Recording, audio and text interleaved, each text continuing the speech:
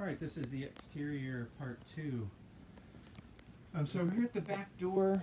You can see there's rust at the bottom of the door. When we go inside, we'll see if there's any damage to the core. There's also some moisture damage at the bottom of the door frame. They do have some caulking on there, but you can see where it's going up a little bit, it's splitting. Same on this side, caulking splitting just a bit. And then you've got some moisture or damage around the window, so that would just be cleaned off. It may need to be painted with some rust prohibitive paint and then caulked to keep that from occurring again. You've got a big separation up here, so the breezeway looks like about a 1/2 inch is pulled away from the house.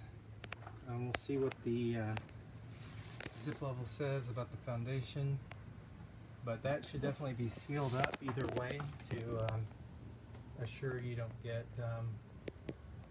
animals and insects and water in there. So back here the foliage again is growing right up on the walls. In places there, these vines have penetrated the weep holes.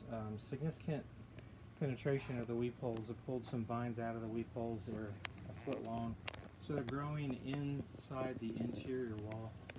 So these all should be cut back so that they're not on the wall. This palm tree is on the roof covering of the breezeway and the roof covering of what I think is the breakfast area.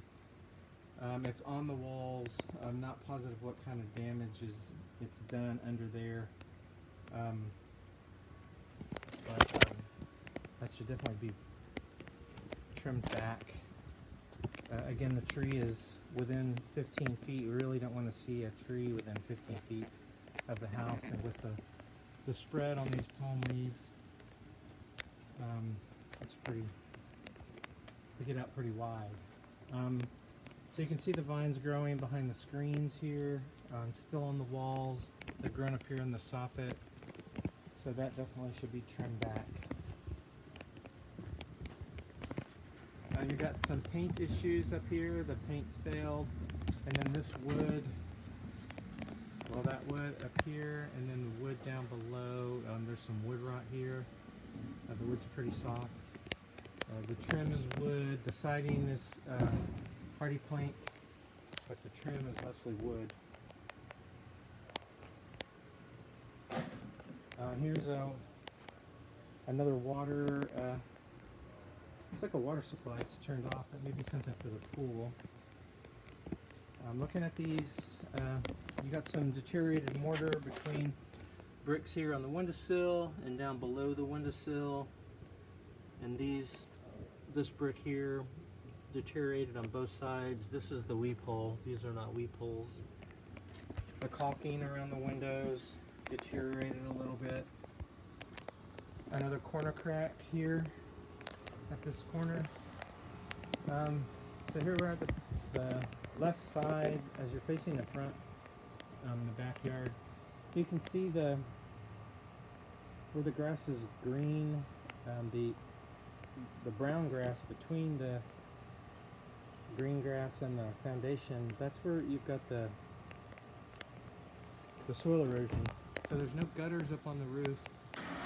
So the water just spills straight down. It causes erosion. It looks to me like it's close enough to where it could possibly be pouring into the condenser units for the AC.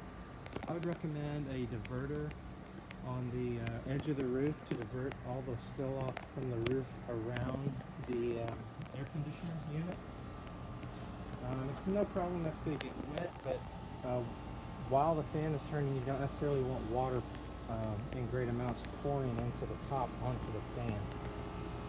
You got kind of a low spot back here. That may have something to do with the soil erosion. You can really see the effects of the rain coming off the roof because it's kind of got a channel.